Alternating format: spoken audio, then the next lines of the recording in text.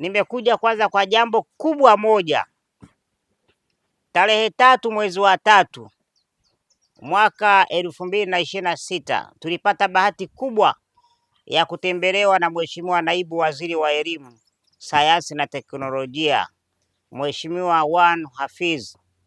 Alifanya ziara ya kuona ni jinsi gani chuo kinakamilika kwa haraka sana, ili vijana wenu waliomaliza darasa la 7 na form 4 waweze kujiunga pale kwenye chuo kile cha VETA Kazimzumbwi.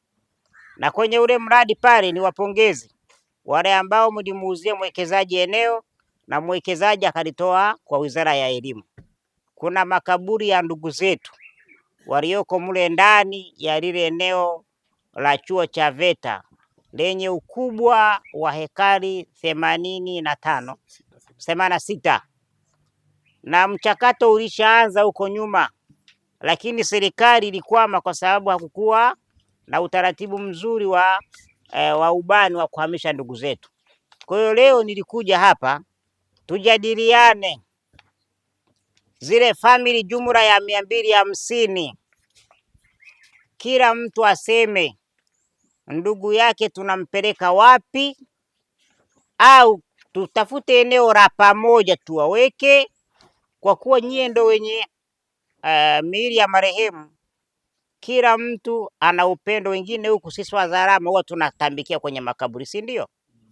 Kwa hiyo nikaona tujadiliane sasa, yale makaburi tunayahamishia wapi, na nyinyi mshauri sasa utaratibu gani utumike. Mimi wazo langu, kama kutakuwa mpango huo huko, basi labda tutengenezewe sehemu ya pamoja, tuhamishiwe kwa pamoja, yaweko yote pamoja. Labda kama kutakuwa na kitengo fulani kwamba bwana eneo liweko hili hapa, kwa hiyo makaburi yatakapohama hapa labda yatahamishiwa sehemu hii hapa, kwa uhalisia wa kutosha na uhakika ukiwepo, kwa sababu sisi tupo na tuna vizazi ambavyo vinaendelea kuzaa na wengine wapo, na sisi wenyewe tunategemea tukiondoka muda huo huo tunakwenda kuhifadhiwa. Njia nzuri.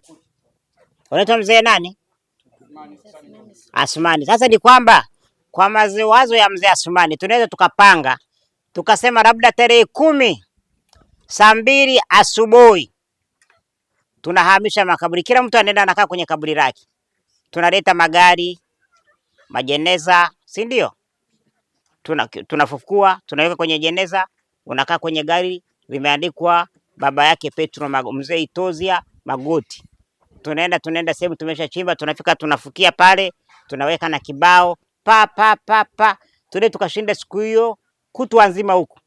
Tunakuwa na vyombo vya ulinzi na usalama, wanachimba, wanamaliza, wanafukia pale, tunaweka vizuri, tunasafisha, tunasema hapa ni wapendo wa makaburi ya watu wa Kazimzumbwi. Jamani, hilo liko vipi hilo? Wangapi wanasema DC maoni ya kuweka makaburi yote sehemu moja nimekubali na kuridhia? Nyosha mkono.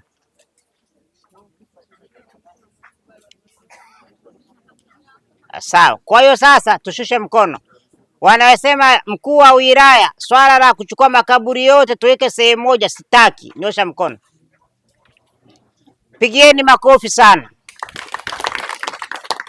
Kwa hiyo sasa swala la kusema makaburi yote yanawekwa pamoja, mimi pamoja na wataalamu na viongozi wa Kazimzumbwi tutajadili kesho, sawa, asubuhi, na baadaye tutakuja hapa kuweka utaratibu. Kuna makaburi ya Wakristo watatakiwa kuhifadhiwa Kikristo, si ndio?